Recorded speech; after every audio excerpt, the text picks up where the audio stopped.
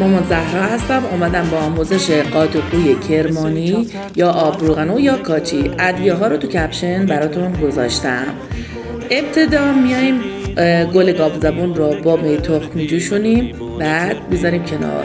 3 تا آردمون، آرد گندم، آرد جوانه گندم یا همون سهن و آرد برنج رو به ترتیب خوب تفت میدیم. وقتی که خوب تفت خوردن روغن رو اضافه میکنیم. روغن حیوانی، جامد، کره، هر چی که دوست داشته باشین میتونین در این آب روغن رو استفاده کنیم. کاملا هم میزنیم. بعد زردچوبه ادویه ها رو اضافه میکنیم. ادویه ها رو هم خوب با روغن و مواد مخلوط میکنیم. کاملا هم میزنیم. جوز هندی رو رنده میکنیم و در اینجا گل گاو زبون رو روی موادمون اضافه میکنیم، نصفشو.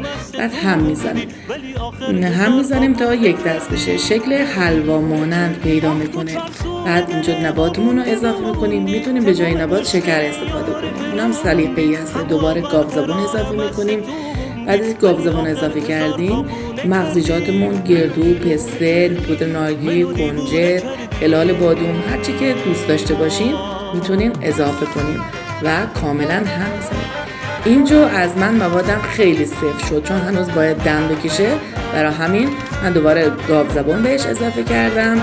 بعد زعفرون آب شده رو اضافه میکنم، پودر هل و زنجبیل رو بهش اضافه میکنم و بعد از اون هم کره اضافه میکنیم. میتونیم به جای کره از روغن حیوانی یا هر چی که دوست داشتین استفاده کنیم. گلابا اضافه میکنم.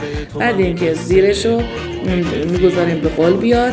وقتی که اومد زیرشو کم میکنیم، چون اگر زیرش زیاد باشه سر میره. با در نیمه باز میگذاریم بپزه. بعد وقتی پخت زیرشو خاموش میکنیم، دم کنیم میگذاریم و بعد از اینکه سرد شد بعد از نیم ساعت نوش جون.